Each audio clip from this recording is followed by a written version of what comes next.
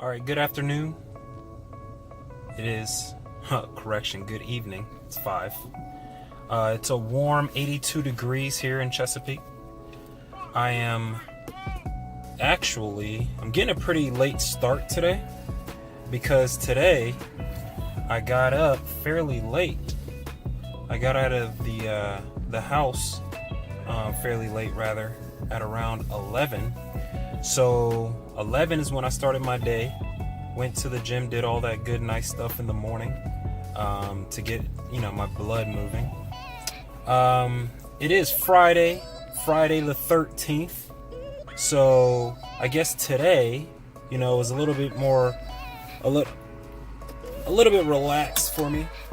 I'm over here. I'm looking at my list, like I said in the last vlog I posted on YouTube, that it's very important to have an actionable plan. Have that mindset when you wake up in the morning and you're ready to do things.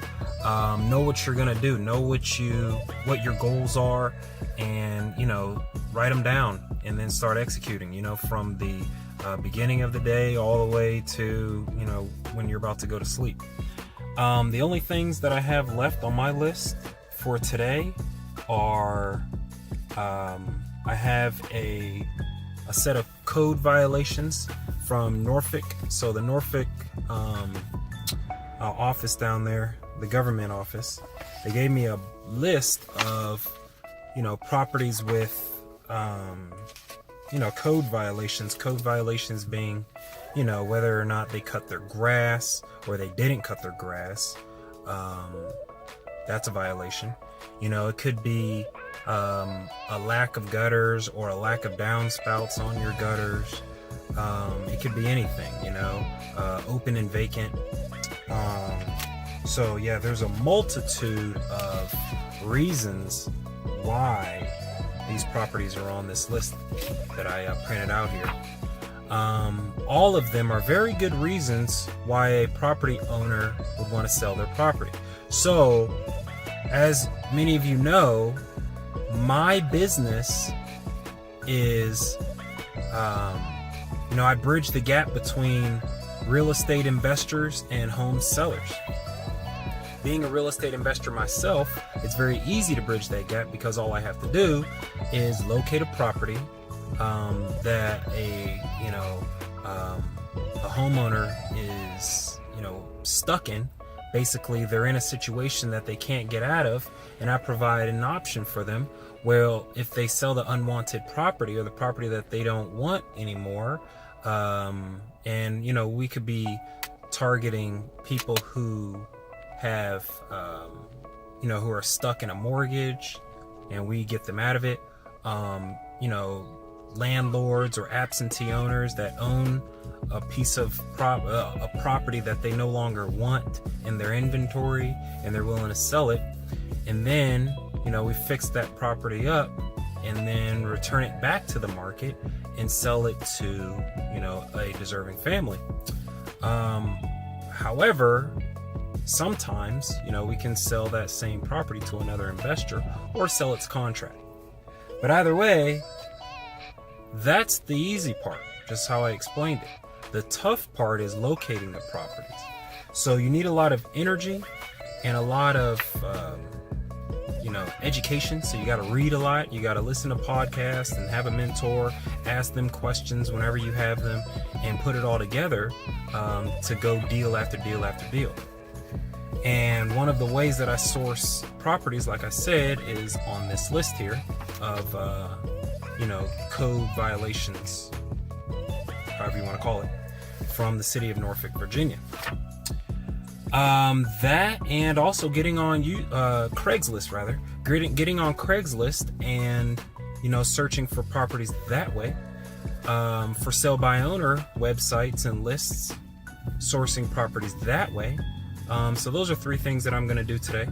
Also, I have a virtual assistant.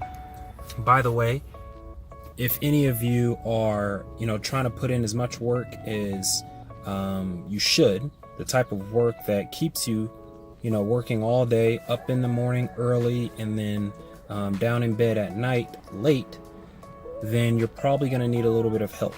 Okay, so if you have the money to do so, it is well worth it to go out there and hire a virtual assistant. It's not expensive at all. Virtual assistant meaning people who telework, basically, all around the world. They could be in another country, they could be in America, they could be wherever, but they telework, and you provide them work that you need done, and they do it from home. So it works out for them. They can work from home, and it works out for you. It takes a load off your shoulders. So my virtual assistant, what she does is she processes all of the spreadsheets that I give her.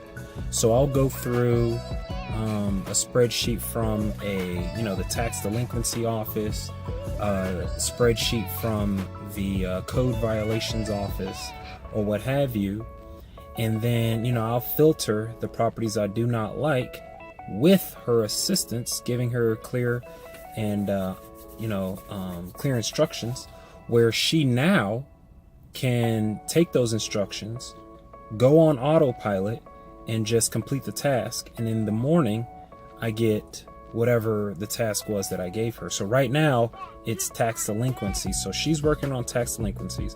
I'm working on code violations. And then we put it all together. And I mean, it's a pretty, hefty amount of work. She just messaged me earlier saying that she went through the first 200 properties on the spreadsheet that I gave her. My criteria, she was only able to meet, or one property was only the only property that was able to meet the criteria. So the criteria wasn't stringent. It was just basically property owners that are people, individuals, families, whatever, not companies, under a $300,000 tax assessment, and also single family residences. So just that criteria alone, she was able to knock out basically 199 properties. So that is going on this Friday. And also studying. I put studying on my list. So as you guys can see, I'm looking at my list right here. Tasks for today. Friday the 13th of April. So yeah, and then the last thing right before I go to bed every night, I study. And I have 3 books that I like to study. One of them is I took a seminar a couple weekends ago, and they provided a book, basically a workbook, and I just study it, read it front to back, back to front, and just memorize all the good tips that are in there. Also, in the same sense, I'm reading a home improvement book that has 1,000 creative ways to fix, everyday fixes in homes. Why do I like that book? Because it literally breaks down certain repairs. Some of them I know, some of them I don't know. But a general working knowledge on how to repair things may save me money in the future when it comes to renovating a home. And then also my real estate, Principles of Real Estate book for the state of Virginia, because I am still trying to get my real estate license. Not really trying. It's more about focusing, because the book is about that thick, and the questions are tough. So whenever I am set and good to go, then I'm going to go get my real estate sales license also, which helps me, because then I could take that piece of paper, get affiliated with a broker, and then be able to do things like look up property values via the MLS, multiple listing service. So either way, that's pretty much what's going on today. And right now, I'm actually excited because I'm sitting outside of Alkalicious Cold Pressed Juice Bar. I'm going to go in here and grab me something to eat. It is a healthy, centered, healthy, focused juice bar. They have a lot of vegan options as well. I have not decided to go vegan. However, a lot of the food that is what you like to call vegan friendly, I like the concept. You know, I like organic. I like stuff that is naturally grown without, you know, pesticides and preservatives and all that good stuff.